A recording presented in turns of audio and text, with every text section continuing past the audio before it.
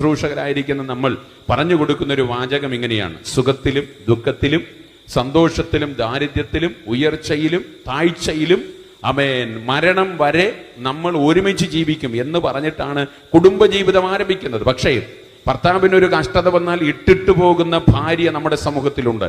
ഭാര്യയ്ക്ക് രോഗിയാണെങ്കിൽ ഭാര്യയെ ഉപേക്ഷിച്ചിട്ട് മറ്റൊരാളെ ഭാര്യയെ സ്വീകരിക്കുന്നവർ നമ്മുടെ സമൂഹത്തിനകത്തുണ്ട്. ഹല്ലേലൂയ. നോക്കിക്കേ, അവിടെ ഒന്നും അവിടെ സ്നേഹം എന്ന് പറയുന്നത് വെറും എന്താ പറയുക, കുറെ സങ്കല്പങ്ങളിലും കുറെ രൂപങ്ങളിലും കുറെ ബാക്കി കാര്യാദികളിലും മാത്രം സ്നേഹം ഒതുങ്ങി നിൽക്കുന്നത് നമുക്ക് കാണുവാൻ കൊണ്ടമിടയായിത്തീരും. ഹല്ലേലൂയ.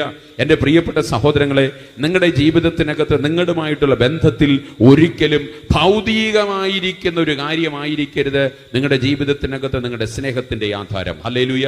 അത് നിങ്ങളുടെ ഗ്ലാമറോ നിങ്ങളുടെ മറ്റ് ഭൗതികമായ വസ്തുവകകളോ ഭൗതികമായിരിക്കുന്ന മറ്റ് ഈ ലോകത്തിന്റെ വീടോ ധനങ്ങളോ മാനങ്ങളോ പദവികളോ പൊസിഷനുകളോ ഇതൊക്കെയാണെങ്കിൽ ഇതൊന്നും സ്ഥിരമുള്ള കാര്യമല്ല.